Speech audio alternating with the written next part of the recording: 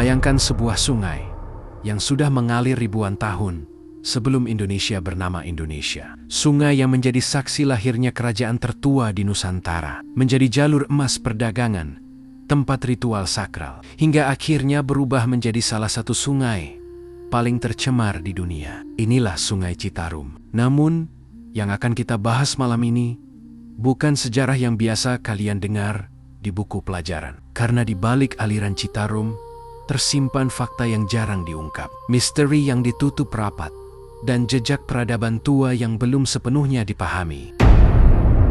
Kita mulai dari namanya.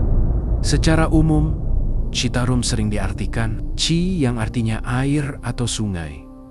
Tarum ialah tanaman nila, penghasil warna biru. Namun, ini bukan satu-satunya makna. Dalam naskah Sunda kuno, kata tarum juga memiliki makna, lambang kekuasaan, simbol kesucian, dan warna langit, serta dunia para dewa. Artinya, Citarum bukan sekedar sungai penghasil nila, melainkan sungai suci. Beberapa ahli filologi Sunda menyebut, nama Citarum kemungkinan berasal dari istilah kuno, yang berarti aliran yang menghubungkan dunia manusia dan dunia roh. Inilah sebabnya, di sepanjang Citarum ditemukan banyak situs ritual kuno.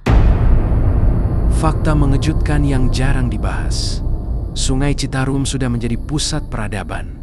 Jauh sebelum Kerajaan Tarumanegara berdiri, penelitian arkeologi di Bandung Selatan, Cekungan Bandung, hingga kawasan Purwakarta menunjukkan adanya pemukiman prasejarah. Alat batu, pola pertanian purba, yang mengandalkan aliran Citarum. Artinya, ketika Tarumanegara muncul sekitar abad keempat Masehi, Citarum sudah tua ribuan tahun. Tarumanegara hanya mewarisi sungai yang sudah dianggap sakral.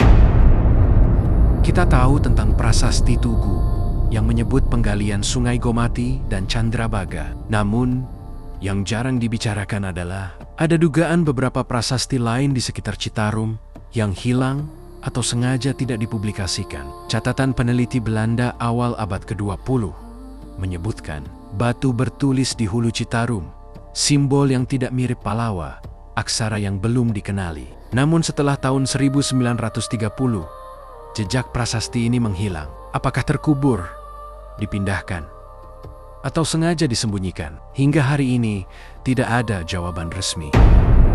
Dalam tradisi lisan Sunda kuno, Citarum bukan hanya jalur ekonomi, melainkan jalur ritual. Beberapa legenda menyebut sesajen besar dihanyutkan, benda pusaka dibuang ke sungai, bahkan korban manusia pada masa sangat tua. Tujuannya untuk menenangkan penunggu sungai, menjaga keseimbangan alam, mencegah banjir besar. Legenda ini mungkin terdengar menyeramkan.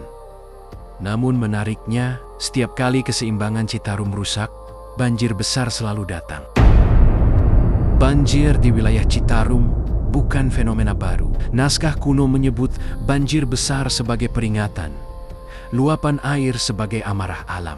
Beberapa tokoh adat Sunda bahkan percaya Citarum bukan marah, tapi sedang mengingatkan. Menariknya, banjir terbesar sering terjadi setelah hutan rusak, situs adat dihancurkan, sungai diperlakukan sembarangan. Apakah ini kebetulan atau ada kearifan kuno yang kita abaikan?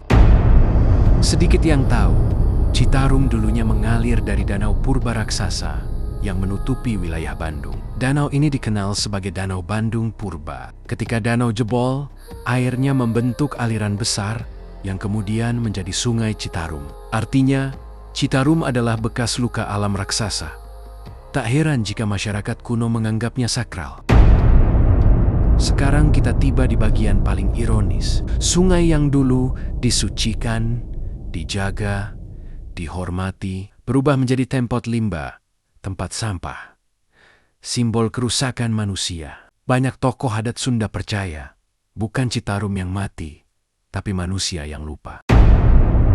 Sungai Citarum bukan hanya air yang mengalir ke laut. Ia adalah saksi peradaban tertua, penjaga keseimbangan alam, cermin kesadaran manusia. Jika kita terus melupakannya, maka yang hilang bukan hanya sungai, tetapi ingatan sejarah kita sendiri.